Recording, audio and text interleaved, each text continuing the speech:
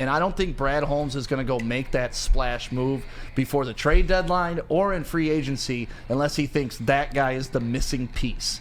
And that's what we saw with Chase Young.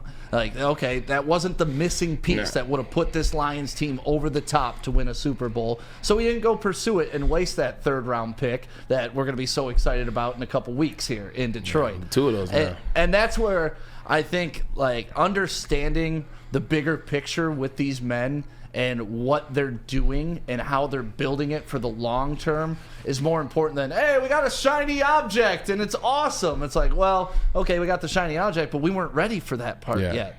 You know, we're kind of getting ahead of ourselves, and the foundation's there now.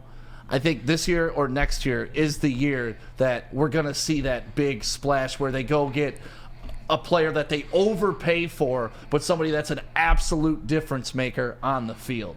And until Brad Holmes, like I said, gives me a reason to not trust that he has got a solid vision and they're working in the proper progression. To me, he's doing everything the right way because the success is on paper and the success is every Sunday during the game. So I don't need that player right now. Yeah. But it's going to be exciting when Brad Holmes finally puts his finger on a guy and be like, you are blessed. You are coming here to finish the project.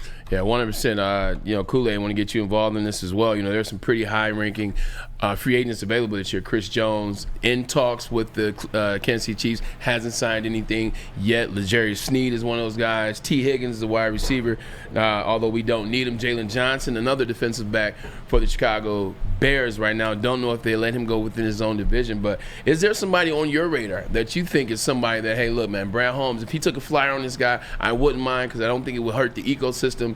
At the same time, I think this guy could be a Lions guy. Man, listen, I've talked about, with Broder and Woodward, L'Jarius Sneed, what Chris Jones would mean to this Lions defense. But I think Danielle Hunter, man, that's somebody that as we continue to kind of go through the prospects of what would be a big target for the Detroit Lions, Danielle Hunter just keeps continuing to be that guy that we're like, you know what, he could really add an element and some help that we haven't seen, especially for Aiden Hutchinson, since kind of James Houston and Aiden were kind of doing their thing.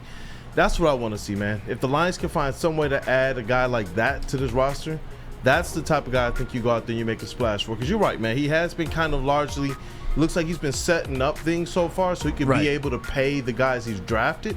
But at some point in time, especially if your team is this close to the Super Bowl, you kind of want to see him get those players that can put them over the top, over the edge right now.